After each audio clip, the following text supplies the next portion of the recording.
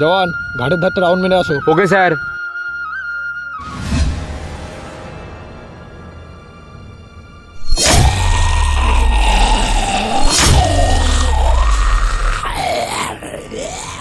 Sir sir sir sir. আরে জওয়ান, কি হয়েছে? স্যার স্যার, ভূত ভূত ভূত। কি ভূত? ভূত? স্যার আপনিও ভয় পাচ্ছেন? ভয়? না না, আমি কেন ভয় পাবো? আমি ওসব ভূত দেখে ভয় পাই না। কোথায় ভূত?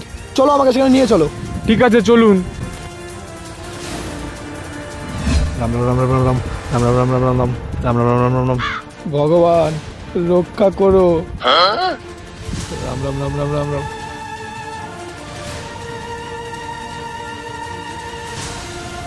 আরে জওয়ান, কোথায় তোমার সেই ভূত?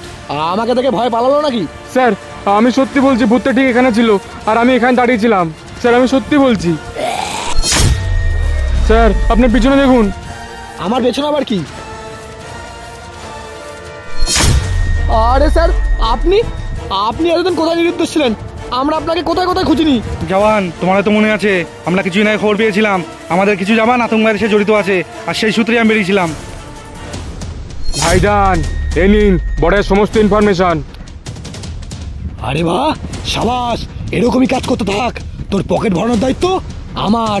এনে 1 কোটি টাকা, এটা রাখ। ভাইজান এই টাকাতে আমার কিচ্ছু হবে না, আমার আরো টাকা লাগবে। জওয়ান,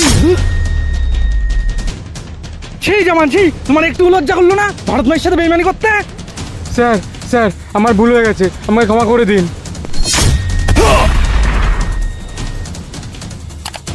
তুই কি ভেবেছিস আমি দেশভক্তি করার জন্য ইন্ডিয়াতে জয়েন হয়েছি? না, টাকা কামানোর জন্য। টাকা। জওয়ান, এই সত্যটা যতক্ষণ না তোমাদের আমি জানাতে পারছিলাম ততক্ষণ আমার আত্মা মুক্তি পাচ্ছিল না। এখন সত্যটা তোমাদের সামনে, এখন তোমরা কি করবা সেটা তোমাদের হাতে। বেঈমান, তোর মতো বিশ্বাসঘাতকের এই দুনিয়ায় কোনো জায়গা নেই।